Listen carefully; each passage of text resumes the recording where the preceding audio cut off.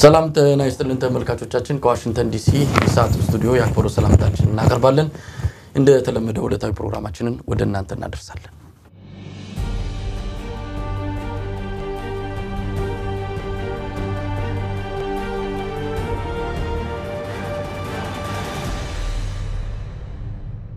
በዛሬው ዝግጅታችን በርከት ባሉ ሀገራዊና ዓለም አቀፋዊ ጉዳዮች ላይ ውይይት እናደርጋለን ለዚህ ውይይት ሲሳጌና ጴጥሮስ መስፍንና መሳይ መኮንን ከዚህ ከዋሽንግተን ዲሲ ቀርበናል አብራችሁን በመቆየት ዝግጅታችንን እንድትከታተሉ አክብሮትን ጋብዛለን በዋናው ዜናዎችን ጀምራለን የህዝብ ተወካዮች ምክር ቤት የአራት ሚኒስትሮችን ሹመት አጽድቋል ወይዘሮ አዳነች አቤቤ ጠቅላይ አቃቤ ህግ አቶ ላቀ አያሌው የገቢዎች ሚኒስትር ዶክተር ሊያ ታደሰ የጤና ጥበቃ ሚኒስትር ወይዘሮ ፊልሰን አብዱላሂ የወጣቶች ሴቶችና ህጻናት ሚኒስትር በመሆን ተሹመዋል ምክር ቤቱ ለጸረ ሙስና ኮሚሽንም አቶ ጸጋ አራጌን ኮሚሽነር አድርጎ መሾሙ ታውቋል ጠቅላይ ሚኒስትር አብይ አህመድ ከዚህ በተጨማሪ የብረታ ብረትና ኢንጂነሪንግ ሜቴክ ዋና ዳይሬክተር ሆነው እንዲሰሩ የተሾሙ ሲሆን ይቅርታ ጠቅላይ ሚኒስትር አብይ አህመድ ከዚህ በተጨማሪ የብረታ ብረትና ኢንጂነሪንግ ሜቴክ ዋና ዳይሬክተርን ሹመት መስጠታቸው ታውቋል ሜጀር ጀነራል አህመድ አምዛ ደግሞ የመከላከያ ኢንጂነሪንግ ኢንዱስትሪ ኮርፖሬሽን ዳይሬክተር እንዲሆኑ አድርገዋል የኢትዮጵያ ፕሬስ ድርጅትም የቦርድ አባላት በህዝብ ተወካዮች ምክር ቤት ድምጽ ተሰጥቶባቸው መሾማቸው ታውቋል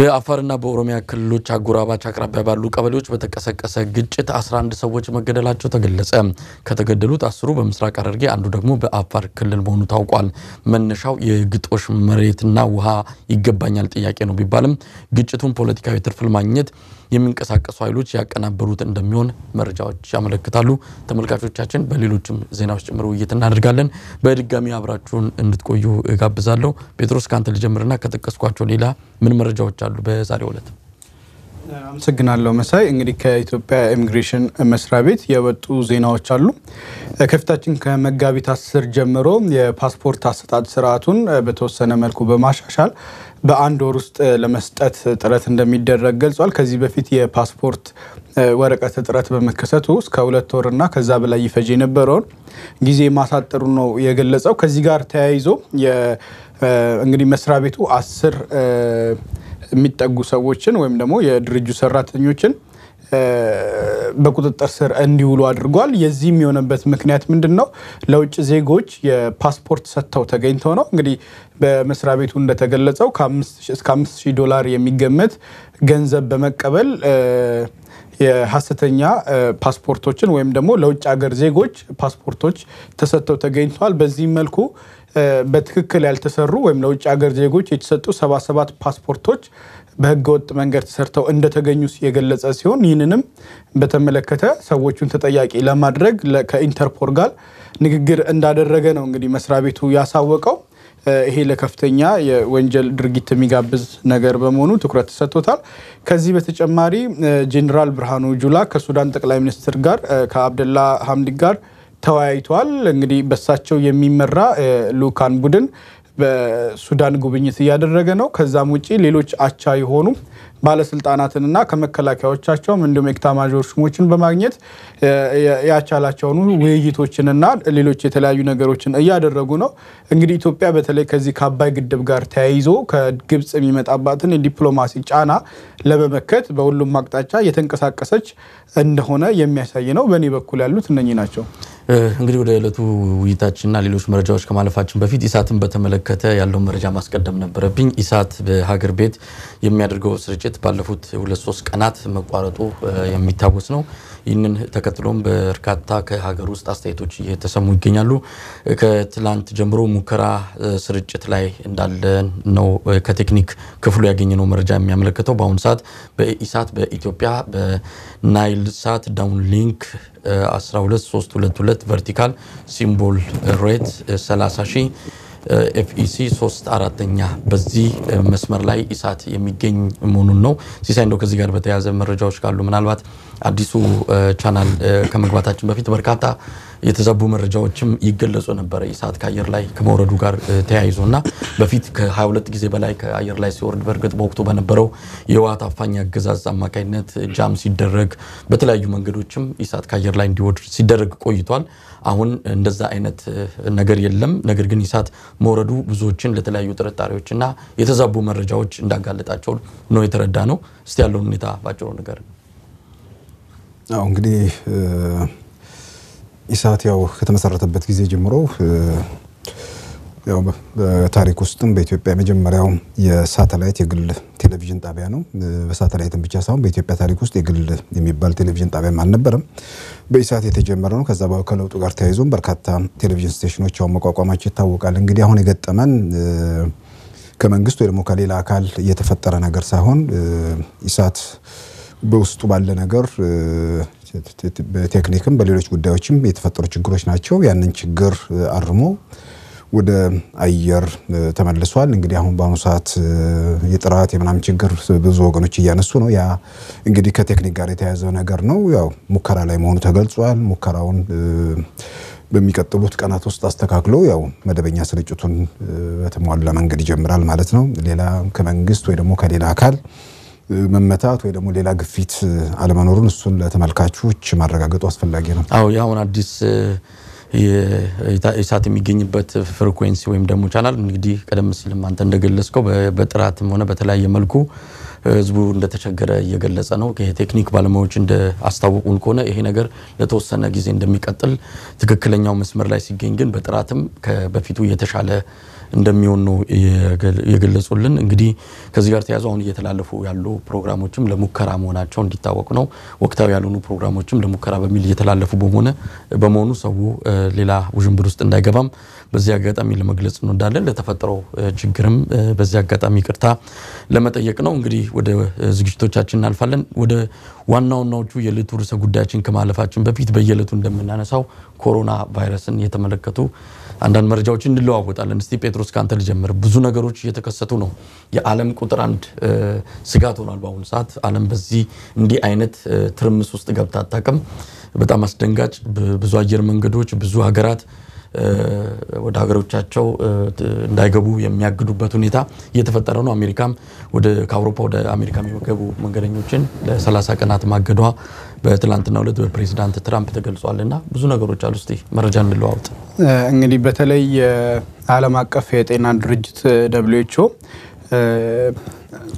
ዓለም አቀፍ ስጋት መሆኑን ወይም ደግሞ ወረርሽኝ መሆኑን ከገለጸበት ቅጽበት ጀምሮ ብዙ ሀገራት በጣም ትልልቅ የሚባሉ እርምጃዎችን ነው እየወሰዱ ያሉት። አሁን አንተ የጠቀስከው ነው የአሜሪካን መንግስት ከየትኛው የአውሮፓ ሀገራት የሚገቡ ሰዎች ላይ ወይም መንገደኞች ላይ እገዳ ጥሏል። ነገር ግን እገዳው የአሜሪካን ዜግነት ያላቸውን ሰዎች እና ከታላቋ ብሪታንያ የሚመጡትን አይመለከትም። እነሱ የአሜሪካን ዜግነት ያላቸውና ከታላቋ ብሪታንያ የሚመጡትን ሰዎች ወይም ዜጎቻቸውን ለብቻ ልዩ ምርመራ በማድረግ እንደሚያስተናግዱ የገለጹ ሲሆን ሌሎቹን ግን ምንም አይነት ማንንም ሰው እንደማይቀበሉ ነው። ይሄ ደግሞ ሰዎችን ብቻ ሳይሆን በሚመጡ ሸቀጦችንና ሌሎች የንግድ እንቅስቃሴዎች ላይም አንድ ላይ እንግዲህ የተጣለ እግድ ነው። ይሄ ኢኮኖሚውን በከፍተኛ ሁኔታ ሊጎዳው እንደሚችል ይታወቃል። ቢሆንም ግን አሜሪካ በተለይ አሁን እየደረሰ ካለው ከፍተኛ የሆነ ስርጭትና የሰዎች ሞት ቁጥር አንፃር ተገቢ የሆነ ምላሽ ነው ተብሎ ነው የሚታሰበው። ከዛ በተጨማሪ ያው ሳውዲ አረቢያም ተወሰኑ አገሮች ላይ እገዳ ጥላለች። ይናንስ ያነሳ ነው ይመስለኛል። ከእገዳ ከጣለችባቸው መንገደኞች መካከል አንዱ የኢትዮጵያ ነው። ከኢትዮጵያ የሚመጡ የትኛውንም አይነት እንቅስቃሴዎች ላይ ተመሳሳይ እገዳ ጥላለች። ኩዌትም ተመሳሳይ ነገር አድርጋለች። ኩዌት ከሀገሯ የሚወጡና የሚገቡ እንቅስቃሴዎች ላይ ኩዌትም ተመሳሳይ እርምጃ ልትወስድ ነው። ስለዚህ እንግዲህ አገራት እንደዚህ አይነት ምላሽ እየሰጡ ነው ያሉት። የበሽታው መስፋፋት ደግሞ በከፍተኛ ሁኔታ እንግዲህ ኦልሞስት አሁን ሁሉንም አህጉራት በሚባል ደረጃ ላይ ነው ያለው። አፍሪካ ላይ ብቻ ስርጭቱ መጠን እንደሌሎቹ ከፍተኛ ባይሆንም አፍሪካ ውስጥም በተለይ የሰሜን አፍሪካ አካባቢዎች ላይ የስርጭቱ በደንብ እየተስተዋለ ነው። እስካሁን ድረስ እኔ ባለኝ መረጃ ሰብሳሃራን አፍሪካ ወይም ከሳሃራ በታች ባሉ አፍሪካ ሀገራት ላይ ያን ያህል የጎላ ስርጭት አልታየም። ቢሆንም እንኳን ግን ስቲል ስጋት መሆኑ ግን በሁሉም አካባቢ ላይ እንዳለ ነው። የምናውቃቸው ትልልቅ ሰዎችም ወይም ደግሞ ታዋቂ ሰዎችም ዝነኞችም በዚህ ቫይረስ ከመያዝ እንግዲህ ማንም ያመለጠ የለም። እውቁ የፊልም አክተር ቶም ሃንክስ እና ባለቤቱ አውስትራሊያ ለፊልም ቀረጻ ላይ ባሉበት በቫይረሱ እንደተያዙ ነው የተገለጸው። እንግዲህ ምርመራ ተደርጎላቸው ኮንፈርምድ ሆኗል ያሉበት ሁኔታ። እንግዲህ ዓለም አቀፍ ስጋትነቱ ከእለት ወደ እለት ይበልጥ እየጨመረ የመጣ ነው። እንግዲህ ከኢትዮጵያ አንፃር ደግሞ ስንመጣ ኢትዮጵያ አሁንም ድረስ የተወሰኑ ነገሮችን ከማሻሻል በስተቀር የኢትዮጵያ አየር መንገድ አሁንም ጉዞዎቹን እንደቀጠለ ነው። ሌሎችም እንቅስቃሴዎች እንዳሉ ናቸው። ከዚህ አንፃር መንግስት ምን እርምጃ እየወሰደ ነው የሚለውን እንግዲህ በስፋት የሚታይ ይሆናል። ከኢትዮጵያ አንፃር በእርግጥ የተለየ ነገር እስካሁን የለም። አሁንም ቫይረሱ የተገኘበት በኢትዮጵያ አንድም ሰው እንደሌለ ነው የሚታወቀው። ኤርትራ ከጣሊያን የሚመጡ ዜጎቿን ለ15 ቀን በማቆያ ልታደርግ መሆኑን አስታውቃለች። እንግዲህ እንደምታውቁት ብዙ የኤርትራ ዲያስፖራዎች በብዛት የሚገኙት በጣሊያን እንደሆነ ይታወቃል። ከጣሊያን ደግሞ በአሁኑ ሰዓት ከቻይናና ደቡብ ኮሪያ ቀጥላ በከፍተኛ ደረጃ የቫይረሱ ስርጭት የሚገኝበት በአሁኑ ሰዓት 60 ሚሊዮን ዜጎቿንም ሙሉ በሙሉ ከእንቅስቃሴ የገደበችበት ሁኔታ ነው የተፈጠረው። ከዛ የሚመጡ ኤርትራውያን እንግዲህ ለ15 ቀናት በማቆያ ስፍራ እንዲቀመጡ የኤርትራ መንግስት ትዕዛዝ መስጠቱን የተሰማው። ኖርዌይ ሙሉ በሙሉ ባነት በሚቻል መልኩ የህዝብ እንቅስቃሴዎችን ገድባለች። ትምህርት ቤቶች፣ የተለያዩ አገልግሎት የሚሰጡ የህዝብ ቤቶች በሙሉ እንዲዘጉ ነው የተወሰነው። ከሁለተኛው የዓለም ጦርነት በኋላ እንዲህ አይነት እርምጃ በኖርዌይ ሲወሰድ የመጀመሪያው እንደሆነ ነው መረጃዎች የሚያመለክቱት።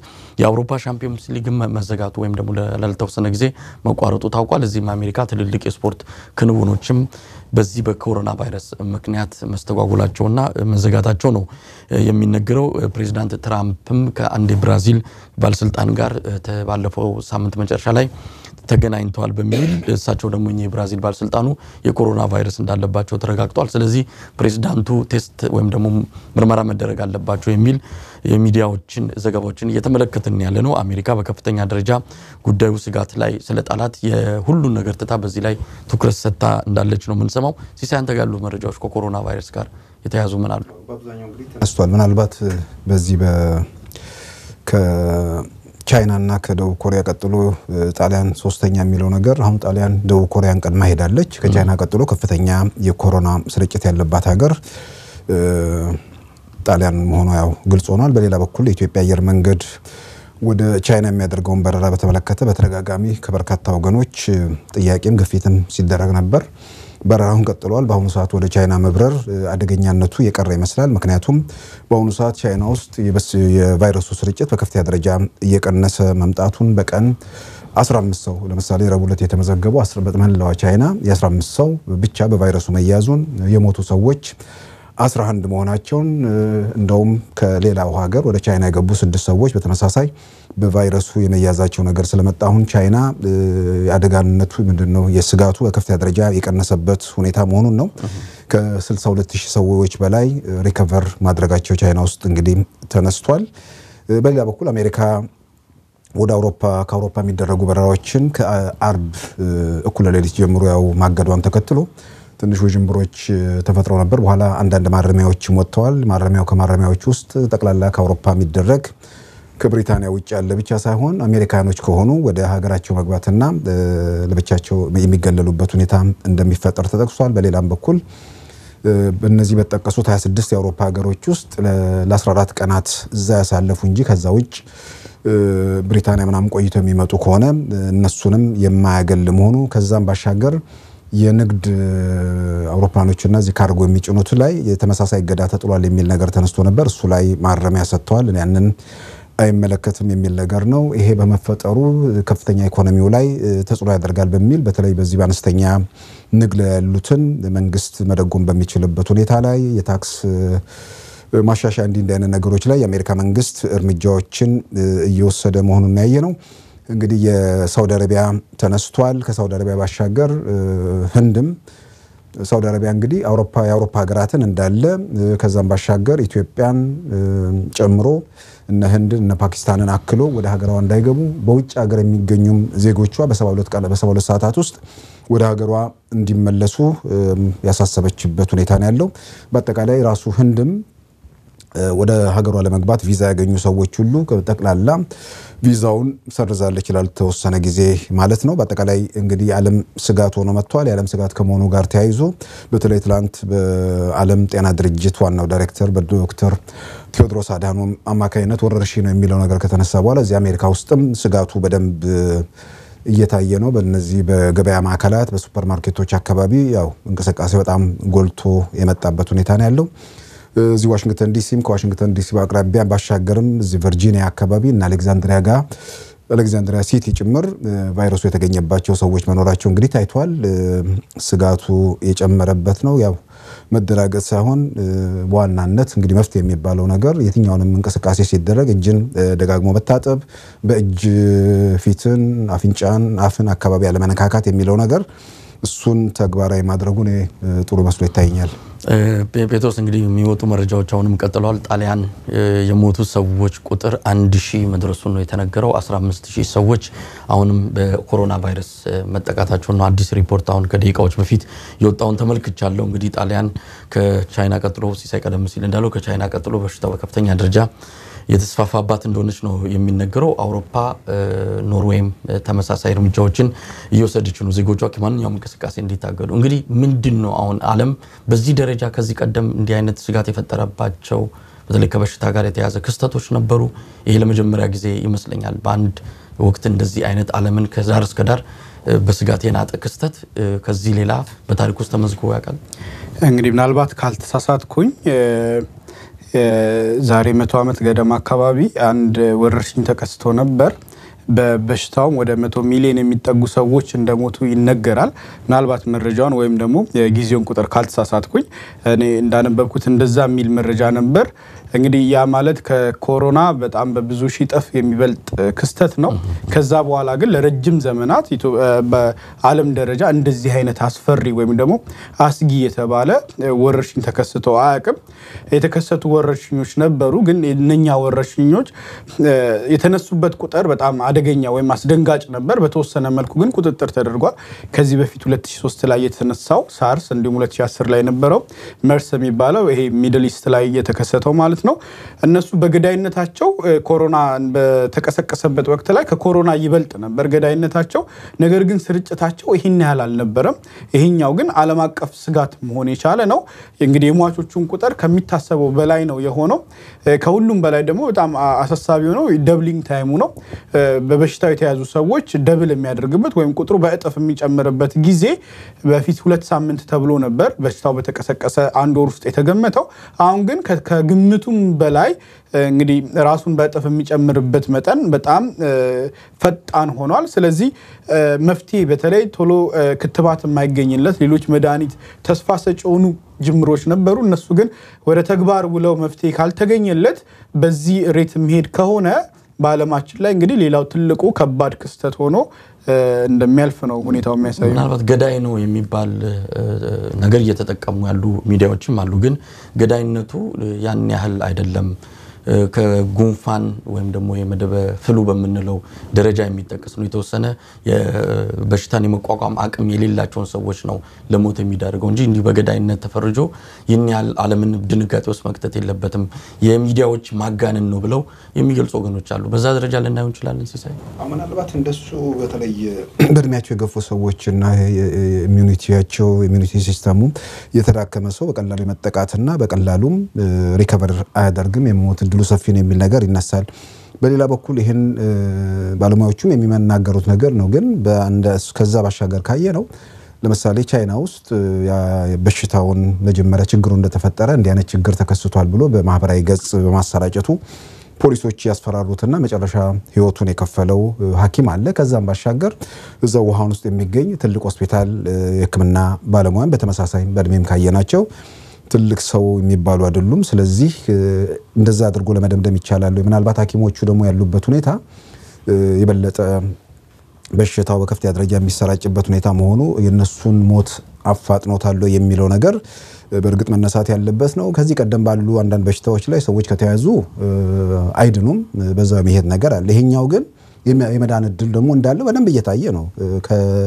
በደንብ በሽታውን ምንድነው ቫይረሱን ተይዘው እንትን ካሉ በኋላ መጨረሻ ላይ የመዳን ነገር ይመጣል የሚባል ነገር አለ። ለምሳሌ አሁን ጉንፋን ሰዎች ይያዛሉ ግን አይድንም። እንትን ምንድነው ይሄ ምንድነው ሌላ ቀን ደግሞ ተመልሶ ይመጣል። እንደዛ አይነት ነገር አይነት ስሜት ካልሆነ በስተቀር በበሽታው እንትን ካሉ በኋላ ተመልሰው የመያዝ እድል ሊኖር ይችላል። ግን 100% ከበሽታው የሚፈወሱበት እድል መኖሩ ያው የሚነሳ ነገር ነው። እንግዲህ ከእድሜም ከተለያዩ በሽታ የተጠቁ ሰዎች በሽታውን በቀላሉ መቋቋም ስለማይችሉ ለአደጋ የመጋለጡ ነገር ይመጣል። በሌላ በኩል ዓለም አቀፍ ሁኔታው ነው። ይሄ ግሎባላይዜሽን የሚለው ነገር ዓለም በጣም እየጠበበች መምጣቷ በሽታው በከፍተኛ ደረጃ እንዲስፋፋም ማድረጉ ግልጽ ነው። ራሷን ከዓለም የነጠለች የዘጋች ሀገር ቻይና ግርጌ ቁጭ ብላ ኮሪያ አለች፣ ሰሜን ኮሪያ ውስጥ እስካሁን ድረስ በኮሮና ቫይረስ ይሄን ያህል ሰው ተይዟል የሚል መረጃ እንኳን እየወጣ አይደለም። በአንድ በኩል ሀገሪቱ ዝግ መሆኗ የፈጠረው ነገር ይሆናል።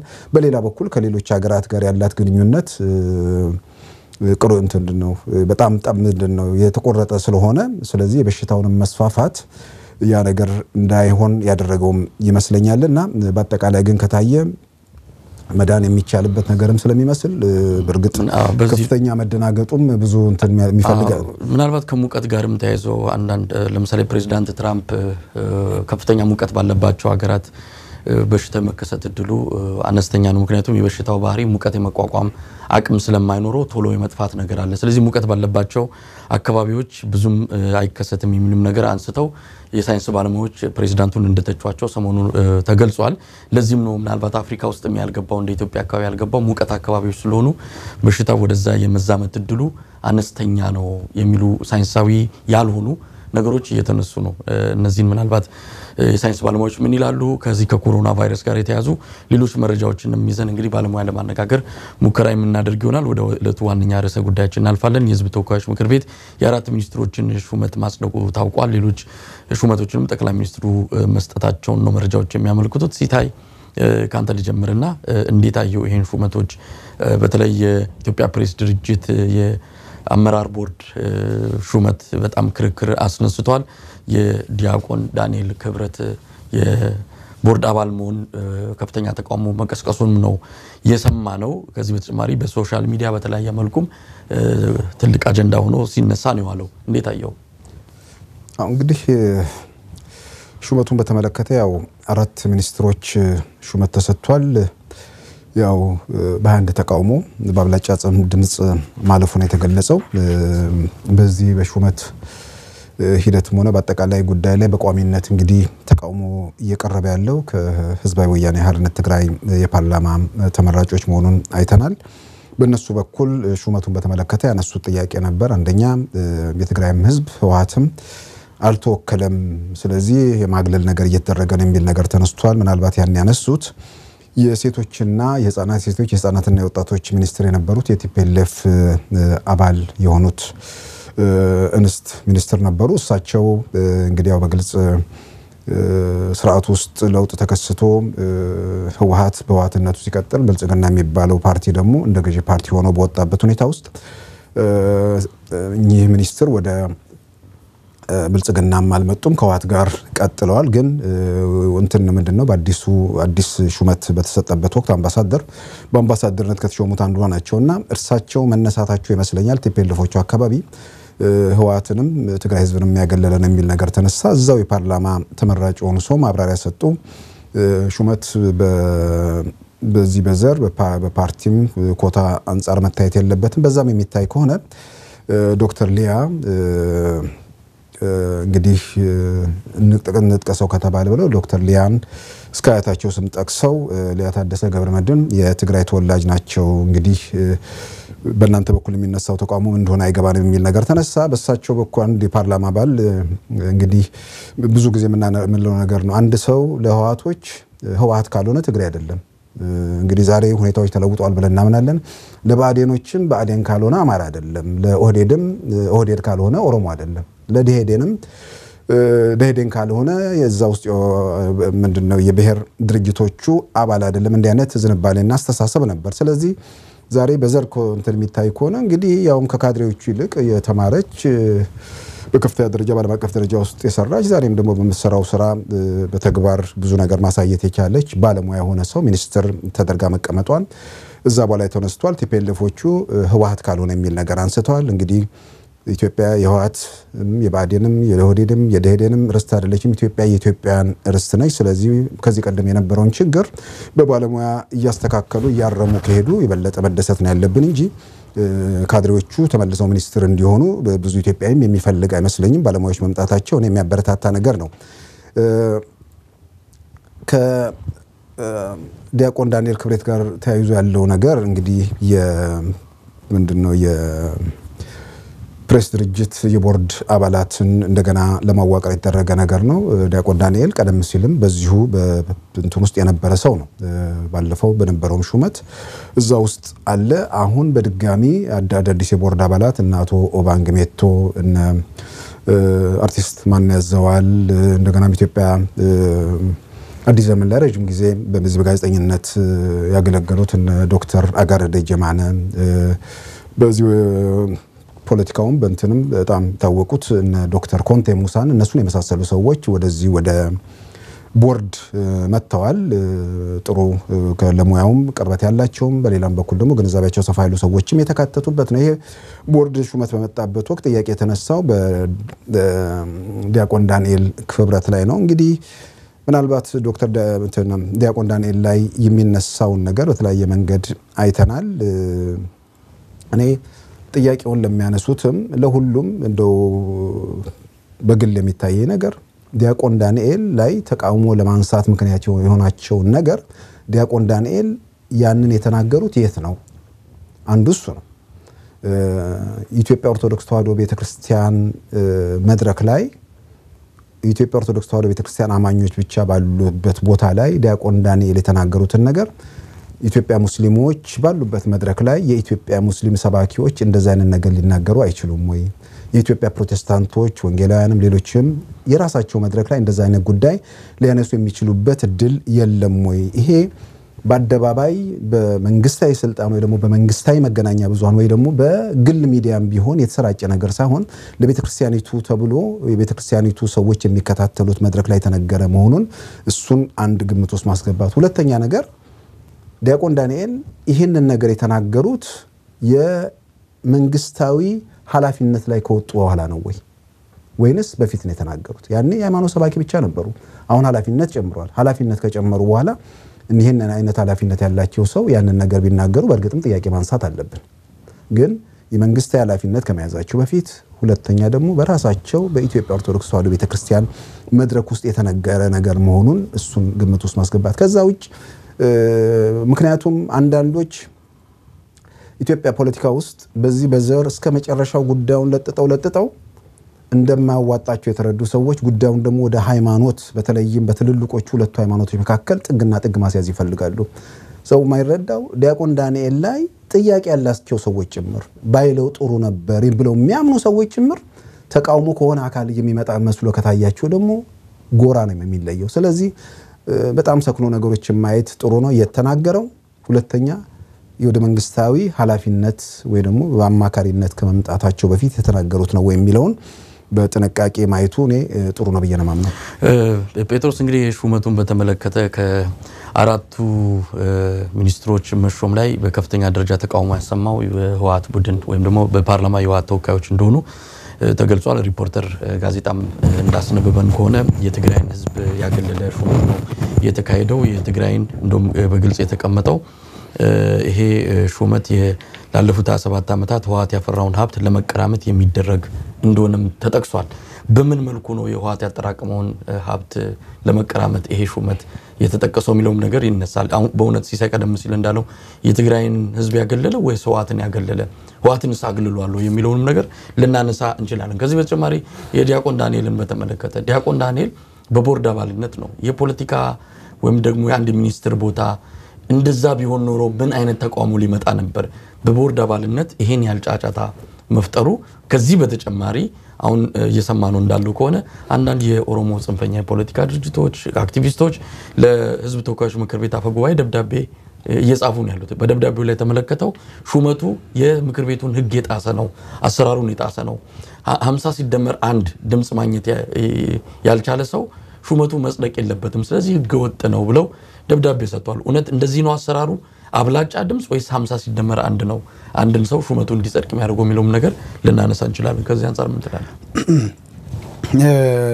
ሲሳይ ብዙ ነጥቦችን አንስቷል በዚህ ጉዳይ ላይ እኛም ትላንትናም በነበረው ውይይታችን ላይ አጠቃላይ ይሄው መረጃ ስለነበር እንግዲህ አዲስ ሆኖ የመጣው ምናልባት የዳንኤል ክብረት ካልሆነ የሌሎቹ ሹመቶች የተለያዩ ፍንጮች ስለነበሩ በዛ ላይ ስንወያይባቸው ነበር።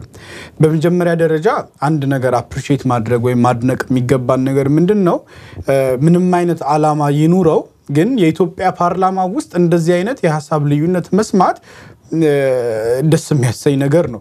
የሐሳብ ልዩነት ነው ግን እንደዛ አርገን አሽሞንሙን ልናቀርበው እንችላለን። እንዳለፉት 7 አመታት አንድም ድምጽ ሳያሰማ እጁን ብቻ ሲያወጣ የነበረ ፓርላማ እሱ ችግር እንዳለ ሆኖ ማለት ነው። እሱ ችግር እንዳለ ሆኖ እንዲ ነበር መሆን የነበረበት ፓርላማ መሆን የነበረበት የሚመጣለትን የሱ ፓርቲ ስለሆነ ብቻ ወይ የዛ ፓርቲ ተወካይ ስለሆነ ብቻ ለምሳሌ ፓርላማ ውስጥ ያሉ አባላት ኢህአዴግ ወክሏቸው በኢህአዴግን ወክለው ወይም በኢህአዴግ ውስጥ ያሉ ግንባር ድርጅቶችን ወክለው ነው ተወዳድረው ወደ ወንበር ወደ መያዝ የመጡት። ስለዚህ በፓርቲው የሚነሳ የትኛውንም ሐሳብ ሲጠይቁ ሲቃወሙና ሲከራከሩ አናይም። ሁሉ ጊዜ በድምጽ ታቅቦ የምንሰማው በግል ተወዳድረው የገቡ ሰዎች ካሉ ወይም ደግሞ የተቋሚ ፓርቲዎች በፊት በነበሩበት ጊዜ አንድ ሁለት ሰዎችን ነበር የምንሰማው።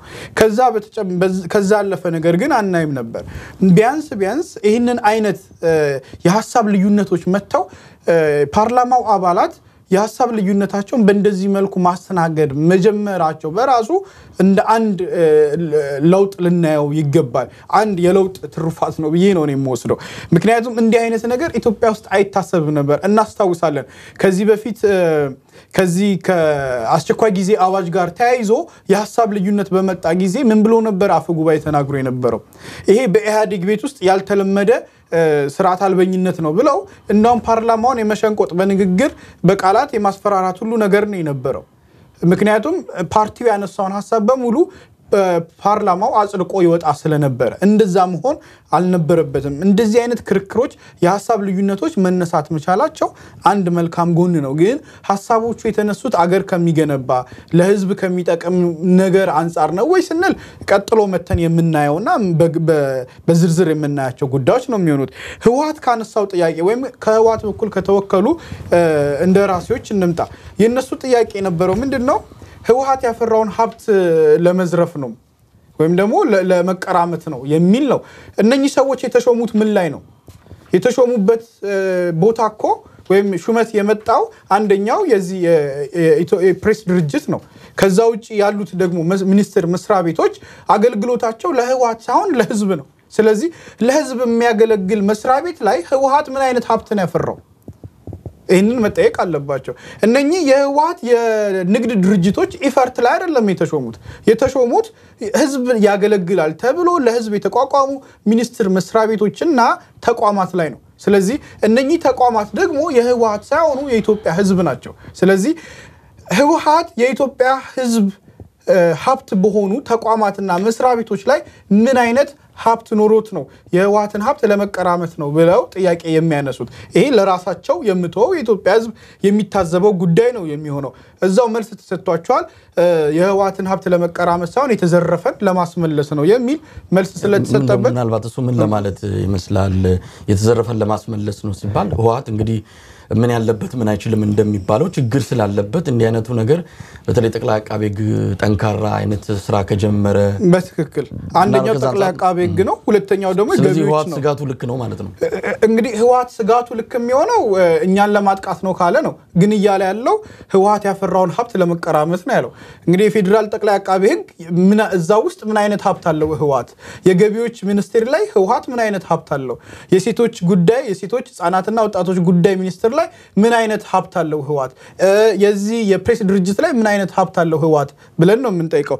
እነኚህ ድርጅቶችም መስሪያ ቤቶችም የህዝብ ናቸው፣ ህዝብን ለማገልገል የተቋቋሙ ናቸው። ስለዚህ እዚህ ውስጥ ምንም አይነት ሀብት የለውም፣ ሊኖረውም አይገባው። ምንድነው የጠቅላይ አቃቤ ህግ የተሾሙት ወይዘሮ አዳነች አቤቤ ከእንደገና ገቢዎች ሚኒስትር የተሾሙት አቶ ላቃያሌው እነዚህ ሰዎች መምጣታቸው ህወሓት እነዚህ መስሪያ ቤቶች ጋር ሳይሆን ባለፉት 27 አመታት ከዛም በፊት ላለፉት 40 አመታት ከህወሓት መስረታ ጀምሮ የዘረፋቸው አሉ። የኢትዮጵያ ባንኮችን እየዘረፉ ነው ኢፈርት የሚባለው ድርጅት መነሻ ሀብቱን እንደሆነ የሚታመነው። ስለዚህ በመንግስታዊ ስልጣን ላይ እያለ ብዙ የኢትዮጵያ ሀብቶች ተዘርፈዋል በህወሓት የተዘረፉ ሀብት ነው ህወሓት ሰርቶ ለፍቶ ጥሮ ግሮ ያገኘው አይደለም ከኢትዮጵያ ህዝብ ሀብት በትግልም ዘመን በመንግስታዊ ስልጣኑም ዘመን የዘረፈው እንደሆነ ይታመናል ስለዚህ እነዚህ ሰዎች ጠቅላይ አቃቤ እንግዲህ ክስ ከማዘጋጀት በግ ከመጠየቅ አንስቶ ጠንካራ ስራ የሚሰራ ከሆነ የህወሓትን ሀብቶች ሊመረምር ይችላል ስለዚህ ከነዚህ አንፃር ነው ነገ ከነጎዲያ እዛ ትግራይ ድረስ መተው የህወሓትን ሀብት ይነጥቃሉ ከሚልም ስጋት ይሆን እንግዲህ ያ ስጋት አድርገው በኋላ እነኚህ ሚኒስትር መስሪያ ቤቶችና ተቋማት ስራቸውን ሲሰሩ ሊነሳ የሚችል ጥያቄ መሆን ሲገባው እነኚህ ሰዎች ሲሾሙ ግን በዚህ መልኩ እንዲህ አይነት ስጋትን አውጥቶ መናገር ራስንም እንግዲህ አሳልፎ ወይም ራስን አጋልጦ እንደመስጠት ነው የሚሆነው በያስባለሁ ሌላኛው የተነሱ ተቃውሞዎች አንደኛው በዲያቆን ዳንኤል ክብረት ላይ ነው እኔ ሲሳይ ያነሳው ሐሳብ እንዳለ ሆኖ ሌላ መታየት ያለበት ጉዳይ ግለሰቡ የተናገረው ንግግር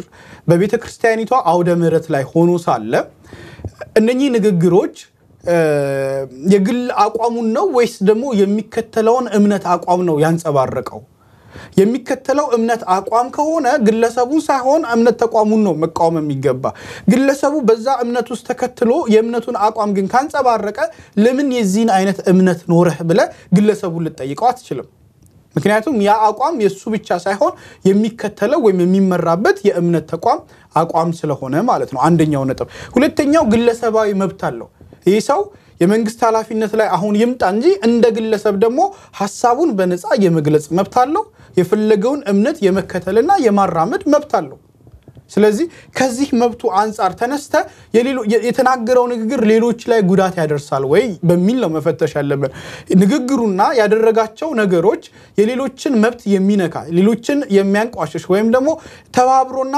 በእኩልነት መስራትን የሚቃወም የሚጻረር ሆኖ ካገኘ ነው ሰውየውን በዚህ ነገር ላይ ልክ አይደለም ልክ አልሰራም ልንለው እንችላለን ይሄም ቢሆን ግን ሰውየው ወደ ስልጣን ከመምጣቱ በፊት የነበረው በግሉ መንፈሳዊ አገልግሎት ውስጥ ተሳትፎ ውስጥ የነበረው ድርጊት መሆኑን ሊታሰብ ይገባል ምናልባት ከምን ጋር ልናየው እንችላለን እንግዲህ በዚህ ባደጉ ሀገሮች ላይ ቅርብ ጊዜ እዚህ የቨርጂኒያን ገዢ እንደምናስታውሰው ወደ ኋላ ተመልሰው የኋላ ታሪኩ ላይ በሃይ ስኩል ተማሪ እያለ በጥቁር ዘረኝነትን የዚህ ኬኬን የሚደግፍ ነገር መመረቂያ መጽሔት ላይ ፎቶ ተነስቶ ስለነበረ ከብዙ ዘመን በኋላ እንግዲህ ከ30 ከ40 ዓመት በኋላ ፈልገው ትሬስ አድርገው አውጥተው ስልጣኑን እንዲለቅ የተደረገበት ነገር እናያለን ኢትዮጵያ ውስጥ እንደዚህ አይነት ነገር ሰዎች የኋላ ታሪካቸውን አገላብጠን አሁን ላይ ያሉበት ፖዚሽን ላይ ጥያቄ የምናደርግ ከሆነ ማን ነው ስልጣን ላይ የሚቀረው ነው ሁሉም ወደ ኋላ ስንመለስ የሰራው ሰርቶት ያለፈው ብዙ ነገር አለ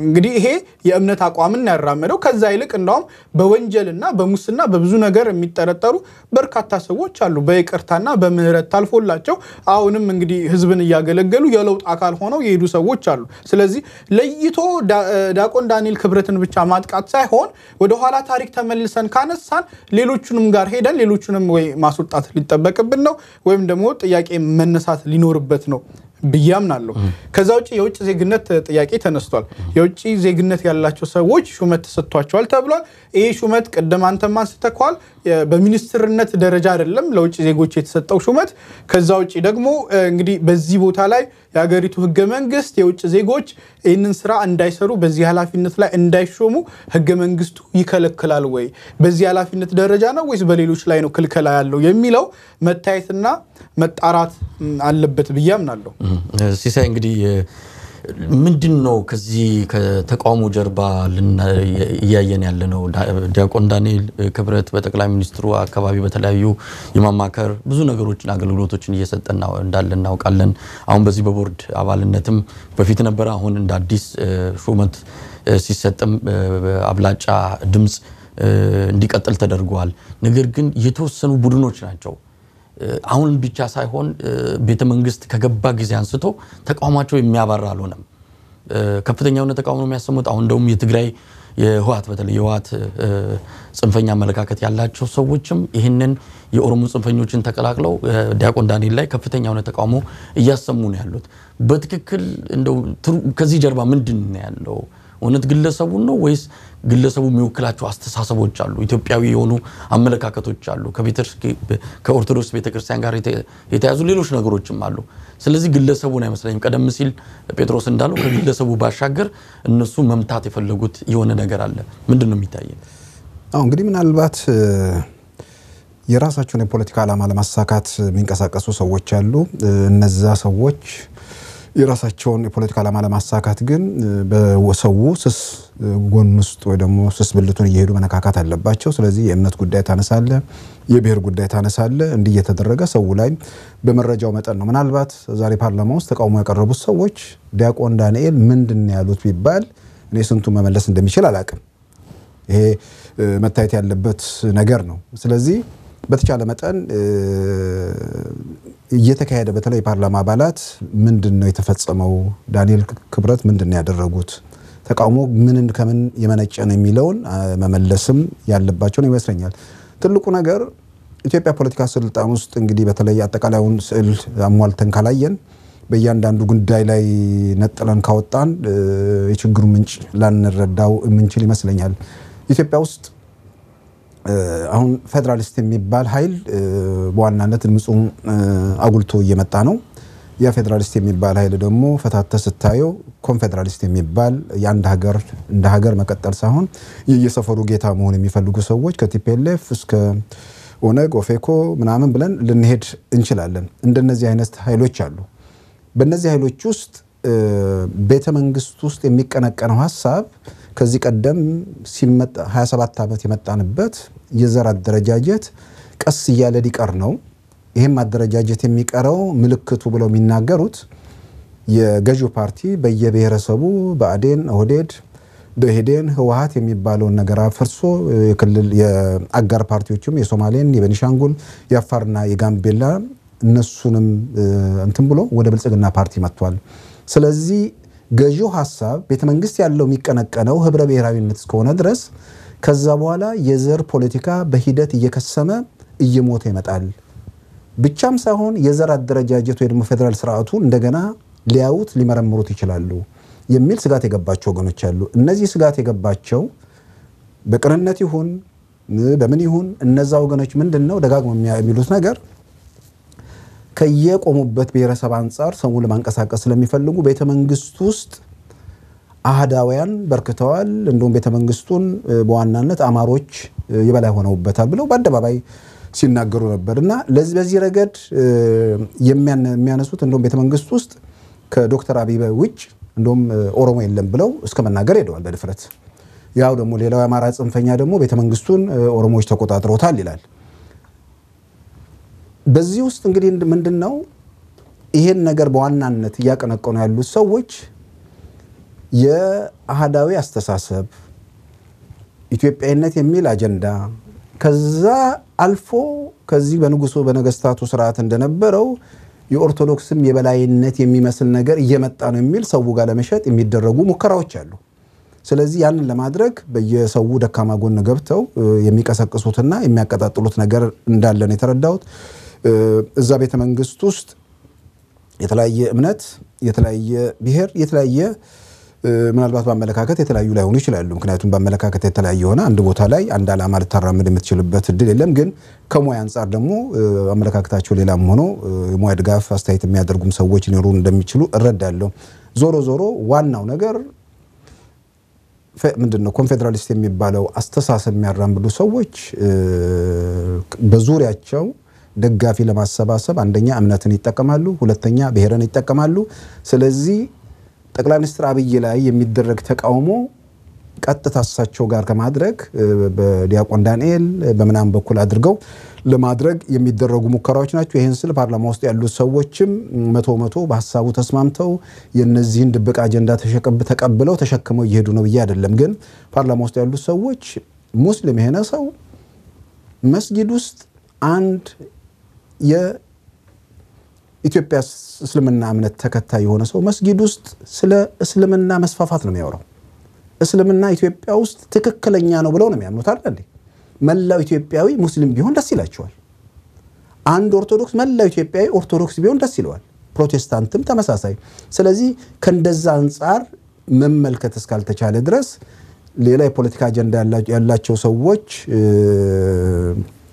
ጉዳይ ማስፈጸም ያላለመሆን መጠንቀቁ ጥሩ ነው። በሌላ በኩል የሆነ አካል ተጠቃ በተብሎ አንድ ሰው ባመነ ቁጥር ሌላውም ደግሞ በተሸናፊነት ወይ ደግሞ በተጠቂነት ስሜት የሃይማኖት ውጥረት አገሪቱ ውስጥ የሚፈጥር ነገር መሆኑንም ግምት ውስጥ ማስገባት ከምንም በላይ ደግሞ የአንድ ፕሬስ ድርጅት የቦርድ አባል ነው እንግዲህ ሹመቱ የተለየ ነገር አይደለም ከዜግነት ከምናም ጋር ተያይዞ ደግሞ ዛጋ የተነሱ ነገሮች ያሉ የዜግነት ጉላይ የተቀመጡ ነገሮች አሉ ከፍተኛ ወታደር ኃላፊነቶች የሚመል ነገር አለ የቦርድ አባል ማንንም ሰው መሆን የሚችለው ነገር ነው ስለዚህ ከዜግነትም ጋር ተያይዞ የሚነሳው ነገር እኔ በግሌ አይገባኝም 50+1 ይሄ ምንድነው የምላተ ጉባኤውን በተመለከተ የመጀመሪያ ደረጃ እንኳን የቦርድ አባላት ሹመት አይደለም ትልልቅ ጉዳዮች ምላተ ጉባኤው ከፓርላማ አባላት ውስጥ ሰው ሲገኙ ነው የሚለው ለመጀመሪያው ምላተ ጉባኤ ካልተሟላ ስብሰባው መጀመር አልነበረበትም ስለዚህ ምላተ ጉባኤ ተሟልቷል ምላተ ጉባኤው ተሟልቶ ስብሰባው ከተጀመረ በስብሰባው ውስጥ አብላጫ ድምጽ ከተገኘ እንትኑ ያልፋል ማለት ነው ስለዚህ ከዛ አንፃር መመልከቱ ምን ጥሩ ነው በየነማም ነው ቀደም ሲል ጴጥሮስ ምክር ቤቱ እንዲህ አይነት ክርክር ማድረጉ በራሱ ህይወት ያለው ይመስላል እንዲህ አይነት ክርክሮችን ሳያደርግ የተሰጠውን በሙሉ ተቀብሎ የሚያጸድቅ ፓርላማ መሆኑ ነው የሚታወቀው የሚል ነገር ተነስቷል ይሄንን አንዳንድ ግለሰቦችን በተለያየ መልኩ ሲያነሱት ተመልክቻለሁ ይሄ መሰረታዊ ስህተት ይመስለኛል በግሌ ፓርላማው በሐሳብ ተከራክሮ ሆነ ፓርላማው እንግዲህ ይሄ ለውጥም ከመጣ በኋላ ብዙ አዋጆችን መከራከር ሲችል ሐሳብ መስጠት ሲችል የለመደበት አሁንም እጅ ያወጣ ሲያጸድቅ ነው የምናየው የዛሬው ግን በጣም አደገኛ ነው የሐሳብ ልዩነት ብለ አሽሞንሙነ መታቀርበው አይደለም እንደም እነዚህ ፓርላማ አባላት የዚህ የሶሻል ሚዲያ ጭቅጭቅ ሰለባ የሆኑ ይመስለኛል አብዛኞቹ በዚህ በሶሻል ሚዲያ በሚተላለፉ መልእክቶች የተጠመዘዙ በዛ ማሳባቸው አመለካከታቸው የተቀየረ ነው የሚመስለው በዚህ በዲያቆን ዳንኤል ላይ የተቀረበውን የሶሻል ሚዲያ ዘመቻ ያያየን ነው ያንን ተከትሎ ተቃውሞ ማቅረብ በዚህ ላይ ዘርን ሃይማኖትን መነሽ አድርጎ የሚደረግ ክርክር በምክር ቤት ደረጃ ምክር ቤቱ እንግዲህ ያገሪቱ ትልቁ የስልጣን አካል ነው በዛ ደረጃ አንድን ግለሰብ ሃይማኖቱን አስታኮ የተለያዩ ነገሮችን አስታኮ እንዲህ አይነት ተቃውሞ ማቅረብ እንደው የሐሳብ ልዩነት ነው ፓርላማው ይልመድበት ብለ እንደው ቡራኬ ሰተ የምትቀበለው ጉዳይ አይደለም እንደውም አደገኛ አዝማሚያ ነው ሊታሰብበት ይገባል የሚል እምነት ነው ሌላው ህዋቶች እንግዲህ የትግራይነት ወይም የተጋሩነትን ሰርቲፊኬት ከነሱ ካልወጣ በስተቀር አንድ ሰው ትግራይ አይደለም የሚል ድምዳሜ የሰጡ ነው የሚመስለው ሰሞኑን ዶክተር አረጋዊ በርሄ በትግራይ ልብ ውስጥ አለን ብለው መናገራቸውን ተከትሎ የህዋት ካምፕ በአንድ ድምጽ እሳቸው ላይ ውግዝ ከማሪዎስ ሲያወርድ ነው የሰነበተው ስለዚህ እሳቸው ትግራይ ለመሆን የግድ ከህዋት ሰርቲፊኬት ማግኘት ያለባቸው እስኪመስል ድረስ የዛሬው ሹመት ላይም ዶክተር ሊያ ላይ የተነሳው ነገር ተመሳሳይ ነው ከዚህ አንፃር እንዴት ታያዋል እንግዲህ ወደዛ ሐሳብ ከሄድን በግልጽ ይሄንን ጥያቄ ያነሱ የፓርላማ አባላት ምን ብለው ነው ጥያቄውን ያቀረቡት ወደሚለው መምጣት ይኖርብናል የመጀመሪያውን ጥያቄ ያቀረቡት እንግዲህ ፓርላማ አባል ምንድነው ያሉት የህዝቡን ስሜት አዳምጣቸዋል ወይ ብዙ ህዝብ እኮ በዚህ እንግዲህ በአገሪቷ ውስጥ ብዙ ተቃውሞ በዚህ ግለሰብ ላይ ይነሳል እና የህዝቡን ስሜት አዳምጣቸዋል ወይስ ደግሞ ህዝቡን መናቅ ነው ህዝቡ ምንም ማመጣም ማለት ነው የሚል እንግዲህ የመጀመሪያው የተነሳውን ጥያቄ ስንፈትሸው ሁለተኛው ደግሞ የፓርላማ አባል ያነሱት ደግሞ ምንድነው በተለያዩ ቪዲዮዎች ላይ ተለቆ እንዳየነው እንግዲህ አልካዱም ከመገናኛ ብዙሃን ነው ያው ይሄን መረጃ ሊያገኙ የሚችሉት እንዳየነው እምነቶችን እኩልነት ላይ ወይም የሃይማኖቶች እኩልነት ላይ ጥያቄ የሚያስነሳ ጉዳዮች አስተውለናል ስለዚህ ይሄንን እንዴት ትረዱታላችሁ የሚል ጥያቄ ነው መጀመሪያ የተነሳው ከጀርባ ያለው የራሳቸው እንግዲህ ቀደም ያልነው ብሔርተኝነትና የራሳቸው ቡድን አላማ ወይም ይዘውት ከኋላ ተጠምዘው የሚመጡበት የራሳቸው አጀንዳ ቢኖራቸውም እኔ አፕሪሺየት ላደርገው ወይም ላደንቀው የፈለኩት ነገር ምንድነው ከፓርቲያቸው የተለየ ሐሳብ ይዘው መተው መሞገት መቻላቸው እንግዲህ ያነጻጸርናቸው ያለነው ፍጹም ዲሞክራሲያዊ ከሆነ ስርዓት ሳይሆን ራሳቸው ትላንት ከነበሩበት እንቅልፍ ውስጥ ነቅተው ወጥተው ዛሬ ቢያንስ እንደዚህ አይነት ሐሳብ ዝም ብሎ እጅ ዞር ብሎ ማናወጣ ብሎ እጅ ከማውጣት ወይም እንቅልፋቸውን ተኝተው ድንገት ነቅተው እጅ ወጥቶ ሲያው እጅ ከማውጣት ወጥተው ወደ እንደዚህ አይነት ሐሳብ መምጣት መቻላቸውን በራሱ አፕሪሺየት ከማድረግ አንፃር ነው እንጂ ወርዶ ሲሳይ በዚህ ላይ ሐሳብ ላይ ነው ክርክር ያደረጉት እኔ አደገኛ ነው ያልኩትም ሐሳብ ላይ ቢሆን ጥሩ ነው በነገራችን ላይ አብዛኞቹ ከዚህ ከትግራይ ከዋት ተወካዮች በተጨማሪ ተቃውሞ ያሰሙት ኦህዴድ ውስጥ ያሉ ወይም በቀድሞ ኦህዴድ ውስጥ ያሉ ጽንፈኛ በተለይ ጽንፈኛውን ቡድን የሚከተሉ የምክር ቤት አባላት እንደሆኑ እንረዳለን ይሄ ደግሞ በአንድ የኦሮሞ ሚዲያ ኔትወርክ የዛ ስራ አስኪያጅ የነበረ አሁንም በባለቤትነት ያለ ግለሰብ ሲያራምደው የነበረው ሲያቀነቅነው የነበረው ነገር እሱም ያስተላልፋቸው መልእክቶች ተከትሎ ነው ፓርላማ ይዘው ይሄዱት በግልጽም ተናግሯል ይሄ ግለሰብ ደግሞ እዚህ በነበረ ጊዜ የአበሻ ቤተክርስቲያን እንዳትሳለሙ የአበሻ መስጊድ እንዳትሳለሙ ብሎ ከፍተኛ የሆነ የሃይማኖት ልዩነትን የዘር ጥላቻን ሲሰብክ የነበረ ግለሰብን ተከትለው ነው አንዳንዶች ያንን ሐሳብ ወይም ደግሞ ያንን ጽንፈኛ የዘረኝነት አስተሳሰብ ይዞ ፓርላማ ይገቡት ስለዚህ ሐሳብ ነው ብለን የሐሳብ ክርክር ተደረገ ብለን እንገልጸው እንችላለን ምናልባት እንግዲህ ያው ፓርላማ ውስጥ የተለመደ ነገር ነው አቆ ኢትዮጵያ ፓርላማ አንዳንዴ ቲፒኤልኤፎቹ ሲመጻደቁ የሚገርመኝ ፓርላማው አስገራሚ ፓርላማ ነው መቼም 27ቱንም ዓመት እንደውም አንድ በጣም ማረሳው ካርቱን አለ ፓርላማ ውስጥ ማንቆርቆሪያ ጣሳ ምናምን ብርጭቆ ምናምን ሞልቶበት እዛ ውስጥ አንድ ሰው ብቻ ይታያል አቶ መለስ ዜናዊ ብቻ ሌላው በቃ ምንም በድን መሆኑን የሚያረጋግጡ ነገሮች ነው ኢትዮጵያ ፓርላማ ስለዚህ ምንም ነገር ቢሆን እዛ ቤት ውስጥ አንድ ሰው አለ የፈለገውን የሚያደርግ የሚፈልጥ የሚቆርጥ ሌላውን በድን አድርጎ የሚገዛ ስለዚህ ከዛ አይነት ሁኔታ ውስጥ ለመጣ እንትን እንደውም ማስታወሰው ብዙ እኮ የሚገርሙ ነገሮች ታይተዋል ለምሳሌ እንደሰው ምንድነው ለህሊናቸውና ለመረጣቸው ህዝብ ነው ይላል አንድ የፓርላማ አባላት እንተናቸው ተገዥነታቸው ግን እንኳን ለመረጣቸው ህዝብ እንኳን ለህሊናቸው እንደው ምን እንዴት በየንት እንደምላላቅም እንደዛ ነገር አልፈጠረባቸው ምን ነበር ሲደረግ የነበረው ለምሳሌ ጋምቤላ ውስጥ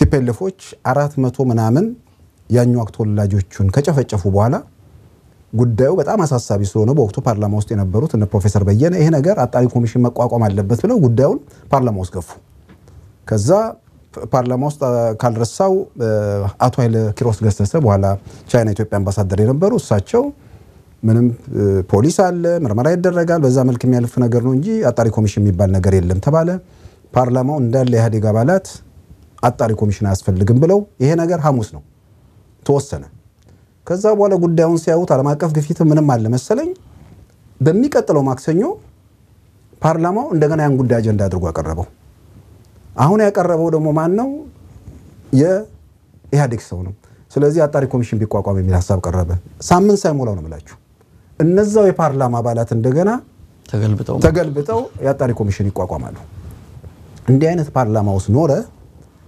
ምንም ይሁን ምን አሁን ጴጥሮስ እንዳለው ገዢው ፓርቲ በእጩነት ያቀረበውን ሰው አልፈልግም የሚል ህዋቶችን ያው አሁን ገዢ ፓርቲ አይደሉም ህዋቶች ያው ልክ በፊት ኦፌኮ ወይ ደውብረት ወይ ማያድ ምናምን ፓርላማ ውስጥ ሆነው እንደሚቃወሙት እንወሰዳቸው ስለዚህ አሁን ተቃዋሚ ናቸው እነሱ በየትኛው ጉዳይ ላይ ተቃዋሚ መሆናቸው የሚጠበቅ ነው ግን ከገዢው ፓርቲ ውስጥ የመጣው ሹመት ትክክል አይደለም የሚል የተለየ ድምጽ ማሰማታቸው እኔ ለውጥ ነው ምንም ጥያቄ የለውም ያንን በማድረጋቸው የሚያስከፍላቸው ነገር እንደሌለ ማመናቸውን የሚያሳይ ነው የሚያስከፍልም ነገር ደግሞ ቢኖር ለመቀበል የሆነ ሰው ከተዘጋጀ ትልቅ ነገር ነው በየነው ማምነው ግን የሚያደርጉት ነገር በትክክለኛ መረጃ ነው ወይ ይሄ የሚያደርጉት ነገር ለየትኛውም ወገን ለሀገሪቱ ይጠቅማል የሚለውን እሱን መመለሳቸው ላይ እሱ ወሳኝ ነገር ይመስለኛል ከዛ ውጪ ግን የተለየ ሐሳብ መስተናገዱ መበረታታት ያለበት ይመስለኛል በቀረቻቸው 6 ወርም ይሁን 4 ወር ይሄንኑ አው በዚህ በለውጡም ዘመን የተለያዩ ውሳኔዎች በምክር ቤት ሲተላለፉ ነበር አብዛኞቹ በአብላጫ ድምጽ ወይም ደግሞ በሙሉ ድምጽ የጸደቁ ናቸውና ያን የሐሳብ ክርክር ተካሂዷል ይሄ በጣም ሴንሲቲቭ የሆነ ጉዳይ ነው ሀገሪቱን ወደ ተለየ አዝማማያ እንዳይወስድም መጠንቀቅ ያለብን ነው በዚህ በግለሰብ ሹመት ላይ እንዲህ አይነት ሰፊ የሆነ ኢትዮጵያ ማያማል ልዩ የተለየ ክፍተት እንዳለ አድርጎ የሚያሳይ የሐሳብ ክርክር መደረጉ ጤናማ ነው የሚለው እኔ እንግዲህ ከናንተ ጋር በሐሳብ ልዩነት ወጣለው አቶ ተስፋዬ ዳባ በምክር ቤቱ የተናገሩት አለ ከዚህ ቀደም ሚኒስትሮችን ለመሾም የደህንነት መስሪያ ቤቱ ቡራኬ ያስፈልግ ነበር አሁን ግን ጠቅላይ ሚኒስትሩ ህገ መንግስቱ የሰጣቸው መብት ተጠቅመው ሹመት መስጠት መጀመራቸው ምክንያት የቀረበ ተቃውሞ ነው ሲሉ ተችቷል ምናልባት ከዋት ሁሉ ጊዜ ተቃውሞ ሊቀርብ ይችላል ነገር ግን ከሌሎቹ መምጣታቸው እናንተ እንዳላችሁት የሐሳብ እኩልነት ወይም ደግሞ የሐሳብ ልዩነት እየተስተናገደ ከሆነ ወደፊትም በቀራቸው ዘመንም ልናይ ከቻለን ጥሩ ነገር ነው እንደው የማጠቃለያ ሐሳብ ካላችሁ ዝግጅታችን ያጠናቀቀ በዚህ ጉዳይ ላይ የእስራኤልን ፓርላማ ምሳሌ ላነሳ ፈልጋለሁ የእስራኤል ፓርላማ ውስጥ ጠቅላይ ሚኒስትሩ ሐሳብ ይዘው ሲሄዱ በጣም ትልቁ ስጋታቸው የራሳቸውን ፓርቲ አባላት ማሳመን ነው በጣም ትልቁ ስጋታቸው የራሳቸው ፓርቲ ደግፏቸው ከዛ ሌሎቹ ብቻ አይደሉም ተቃዋሚ ብቻ የራሳቸው ፓርቲ ራሱ ድጋፍ አገኛለሁ ወይ ፓርላማውን አሳምናለሁ ወይ ብለው ትልቅ ስጋት የሚሆንባቸው ነው ምክንያቱም ይዘው የመጡት ሐሳብ እስራኤልን የማይጠቅም ያገሪቷን ህዝብ የማይጠቅም ከሆነ የራሳቸው ፓርቲ ነው ጠቅላይ ሚኒስትሩን ምንም ያደርጋቸው አይሆንም ብሎ እውቅናውን የሚነሳቸው ወይም የሚነፍጋቸው ስለዚህ ኢትዮጵያ ውስጥ እንዲህ አይነት ነገር አልተለመደም ሁሉ ጊዜ አጨብጭቦና እጅ አውጥቶ መሻር የተለመደበት ስርዓት ውስጥ በተቃውሞ ውስጥ በተለይ በእንደዚህ አይነት ጠባብ ልዩነት 148 ድምጽ ድጋፍ 126 ተቃውሞና 24 ድምጽ ታቅቦ ባለበት ሁኔታ ውስጥ በእንዲህ አይነት ሽኩቻ ተደርጎ ሰዎች መመረጥ መቻላቸው እኔ እንደ አንድ እንግዲህ ስቲል የሐሳብ ልዩነቱ እንዳለ እንይዟለን ወደ ግለሰብ ወደ ዲያቆን ዳንኤል ክብረት ግን ስንመጣ በደንብ መስተዋል ያለበት የተናገራቸው ንግግሮች እኔ በግሌ ብጠይቀኝ ባይላቸው ብዬ ማስባቸው ብዙ ነገሮች ነበሩ ምክንያቱም እሱ እንዳለው ፐብሊክ ፊገርነት እንዳለበት ቦታ አንፃር በብዙ መልኩ ሊያስወቅሰው የሚችል ነገሮች ስለነበሩ በተለይም ደግሞ እስልምናንና የፕሮቴስታንት እምነት ተከታዮችን በተመለከተ አድርጓቸዋል ተብሎ አሁን ከድሮ እየተወሰዱ የተቀነጨቡ የሚለቀቁ ቪዲዮዎች አሉ እነኚህ የእምነቱን ተከታዮች አስቀይመዋል ወይም ደግሞ አብላጫውን በዛ እምነት ውስጥ እንግዲህ በዚህ እንቅስቃሴ ውስጥ ያሉ ሰዎች አስኮርፎናል ወይም አስቀይሞናል እያሉ ነው ይሄ ጉዳይ ላይ ይቅርታ ጠይቆ ነገሩን ማለፍ የሚቻል ከሆነ በጣም ቀላል ነገር ነው ወይም ደግሞ ይሄ የእምነት አቋሚ ነው በእምነት አቋሚ ላይ ያመንኩበትን የተናገርኩት ይቅርታ ልጠይቅ አይገባኝም ካለ ግን ልንመዝነው የሚገባው አሁን ባለበት ኃላፊነት ውስጥ አንድ የእስልምና እምነት ተከታይ አንድ የፕሮቴስታንት እምነት ተከታይ እንዲሁም ከኦርቶዶክስ እምነት ውጪ ያለ ሰው ወደሱ ቢሮ ሲመጣ የሚያስተናግድበትን መነጽር ነው ማየት ያለብን ሲያስተናግደው አንተ ሙስሊም ነህና አንተ ሌላ እምነት ተከታይ ነህና ኦርቶዶክስ አይደለምና አላስተናግድህም የሚል ከሆነ በዛ ባዝድ የሚሆን ከሆነ አሁን በሚሰራው ስራ ልንፈትሸው ይገባል ነገር ግን ትላንት በነበረው አቋምና አመለካከት ዛሬ ላይ የተሰጠውን ኃላፊነት ለሌሎች ጉዳዮች ሂሳብ ማወራረጃ አድርገን እሱን የምናቀርበው ከሆነ ግን ይሄ ፈጽሞ ስህተት ነው የሚሆነው እንግዲህ አጠቃላይ ሐሳባችንን እየቋጨን ከሆነ ትላንት ካነሳነው ጉዳይ ጋር አንድ መረጃ ማጥርተን ብናልፍ ጥሩ ነው ትላንት እነዋሪ ወረዳ ላይ በተነሳው የዚህ የቤተ እምነት ቃጠሎ ላይ ብዙ ነገሮች ተነስተው ነበር ከዛ በኋላ የተለያዩ መገናኛ ብዙሃን መረጃውን ለማጣራት በሁለቱም ወገን ያለውን ዜና ለመስራት ተሞክሯል እንግዲህ መጨረሻ ላይ እኔ ደረስኩበት ዜና ወይም እኔ መጨረሻ ያገኘሁት መረጃ የሚለው ምንድነው የአይሁድ ወይም የጁሽ ቤዝድ የሆነ ሚሽነሪ ተቋም ነው ለህክምና አገልግሎት የመጣው ከጤና ጣቢያው አጠገብ ድንኳን ተክሎ የህክምናና በዛውም ደግሞ አብሮ እምነታቸውን የመስበክ መጽሐፎችን የማደል ስራ ነበረ ህዝቡ ተቆጥቶ ቀድሞ ከመጀመሪያው ለወረዳው እንግዲህ አስተዳዳሪዎች ደብዳቤም ያመለከተበት ጥያቄ ያቀረበበት ሁኔታ ነበር እንግዲህ አስተዳደሩ በአፋጣኝ ምላሽ መስጠት ባለመቻሉ ያንንም ሁኔታ ማስቆም ባለመቻሉ ሰው በስሜታዊነት ተነሳስቶ ወደዚህ አይነት ጥፋት ውስጥ እንዲገባ መገደዱን ነው እንግዲህ የሰማነው ከዛ ውጪ ግን የቤተ እምነቱ የተቃጠለው ቤተክርስቲያን የሙሉ ወንጌል አማኞች ቤተክርስቲያን ግን ከነበረው የህክምናም ቡድን ይሁን ከውጪ የመጡት ሰዎች ጋር ምንም አይነት ግንኙነት እንዳልነበራቸው ሰው እዛ ቦታ ላይ ከተፈጸመው ጥቃት በኋላ የተወሰኑ ወጣቶች ወደ ቤተክርስቲያኑ ሄደው ደግሞ ያኛውን ቤተክርስቲያን እንዳቃጠሉ ነው እንግዲህ መረጃዎች የመጡት በአጠቃላይ እኔ ጋር የነበረውን መረጃዎች ሲጨርስ ቀደም ስለ ኮሮና አንስተን አንዳንድ መረጃዎች ጠይቀኝ ነበር በዓለም አቀፍ ደረጃ እንግዲህ ትልቅ ሰዎች ሞት የተከሰተበት በ14ኛው ክፍለ ዘመን ብላክ ዴዝ የሚባለው አውሮፓ ውስጥ የተከሰከሰ ወረርሽኝ ነው 60 ሚሊዮን እንግዲህ ሰዎች በወቅቱ ሞተዋል ከዛ በኋላ ከፍተኛ የሚባለው ወረርሽኝ በ18ኛው ክፍለ ዘመን የተከሰተው የዚህ ስሞል ፖክስ ወይም የፈንጣጣ በሽታ ነው ወደ 400,000 ሰዎችን በወቅቱ የገደለ በሽታ ነው በእኔ በኩል ያሉት ነገሮች ይሄን ይመስላል ጴጥሮስ ብዙ ነገር ነገርከን እዚህ ነዋሪ በተከሰተው ዙሪያ እንግዲህ ትላንትም እንዳልነው ነው መረጃዎች የተበጣጠሱ ከተለያዩ ካልተረጋገጡ ምንጮችም የሚመጡ ነበርና እኛም በግላችን በኢሳትም እንዲሁ ጥረት ስናደርግ ነበር የመረጃ መዛባቶች ነበሩ በዛ መነሻነት በተለይ በታማኒነታቸው የማይታሙ አንዳንድ ሚዲያዎችን ጠቅሰን ነው እንግዲህ ትላንት ሙይት ስናደርግ የነበረው ዋናው ነገር ውጤቱ እንደዛ መሆን የለበትም ምክንያቱም ምንም ይሁን እነዚህ ሃይማኖት ስብከትም አደረጉም አላደረጉም ውጤቱ ቤተክርስቲያን የእምነት ተቋማትን ማቃጠል ተገቢ አይደለም የነውር ስራ ነው ነገር ግን ይሄ ጥንቃቄ እንዲደረግ ቀድሞውኑ ማስጠንቀቂያ ተሰጥቶ ከሆነ በተለይ ኢትዮጵያውን ካለችበት ሁኔታ በጣም ከፍተኛ የሆነ የብሔርም የሃይማኖትም ፍጥጫ ባለበት ሁኔታ ጥንቃቄ መልእክት በመጣበት ጊዜ እነዚህ አካላት እርምጃ መውሰድ ነበረባቸው። ያን ባለማድረጋቸው ለተከሰተው ነገር የተለያዩ አካላት ተጠያቂ መሆን አለባቸው የሚል ነው። እንግዲህ ሲሳይ ከዚህ ከኮሮና ቫይረስ ጋር በተያያዘ የማጠቃለያ መረጃም እየሰጠን ዝግጅታችንን እናጠናቃለን። አሁን በሰማነው ዜና ደግሞ የካናዳው ጠቅላይ ሚኒስትር ባለቤት ምልክቱ ታይቶብኛል በሚል ስጋት ራሳቸውን ከቤት አስቀምጠዋል። በሳቸው የተነሳ ጠቅላይ ሚኒስትሩም ከሚኒስትሮቻቸው ጋር መገናኘት አልቻሉም ነው እንግዲህ የከፍተኛ መዛመቱን የሚያሳይ ይመስለኛልና በዚህ ደረጃ መረጃዎች እየወጡ ነው ያሉትና የካናዳው ጠቅላይ ሚኒስትርና ባለቤታቸው ይሄ ራስን በቤት የማቆየት ወይም የኳራንቲን የማድረግ እርምጃ መውሰዳቸውን የተገለጸው ስብሰባዎች መሰረዛቸውን እንሰማ ነው። ሌላ የምትጨምረውን አጠቃላይ መጨረሻ መልእክትን ያው እንግዲህ ሰው ምልክቶቹን ባየ ቁጥር ከዛ ጋር የተያያዘ ይሆናል በሚል ራሱን ያው አግልሎ የሚቀመጥበት ሁኔታ ነው ያለው። ተመርምሮ ቫይረሱ አለብህ እስኪባል ድረስ ማንንም በእርግጠኝነት አለምሎ በደንብ ያስቸግራል። እንትን በተለይ ከዚህ ከኮሮና ጋር ያለው ነገር ያው ደጋግሞ የሚባለው ነገር መደጋገም ነው። ሰው የጥንቃቄ እርምጃዎቹን ከሆነ በኋላ የሚሆነው ነገር የሚመለከታቸው አካላት እንትን ይሉበታል። ግን ከመድረሱ በፊት ሁሉም ሰው ለራሱ ኃላፊነት አለበት። ቢያንስ ለራሱ፣ ለቤተሰቡ፣ ለጓደኞቹ፣ ለአካባቢውና እሱ ላይ እንትን ማለት ነው። ሌላው እኔ አሁንም ከዲያቆን ዳንኤል ክብረት ጋር ያለውን ነገር እንግዲህ ሁሉም ራሱን ብቻ የሚያይ ከሆነ ስለ አንድ ሀገር ማሰብ የሚቻል አይመስለኝም። ሌላው ምን እያሰበ ነው? ሌላው ምን ይሰማዋል? የኔ መብት ብቻ ተከብሮ የሌላው መብት ተደፍጥጦ ወይ ደግሞ ሌላው ተገፍቶ የተረስቶ በዛች ሀገር ውስጥ ሰላምም መረጋጋትም የሁላችንም እምነትና ባህል ምናምን ቋንቋ ተከብሮ ላይድ ስለሚችል መከባበር አንዱ የሌላውን ቁስል እንትን ማለት የማስታመም የማየት ገንዘብ ነገሩ የሚያስፈልግ ይመስለኛልና አሁን ቀደም ሲል በተነሳው ላይ አሁን ኦርቶዶክሶቹ አካባቢ ደግሞ የሚነሳውንም ነገር ማስተዋል ነው። በተለያየ መንገድ የለነበትም የሚል ደግሞ ስሜትም ያንጸባርቁ ሰዎች አሉ። በስልጣን በምናምን አካባቢ ተገፍተናል።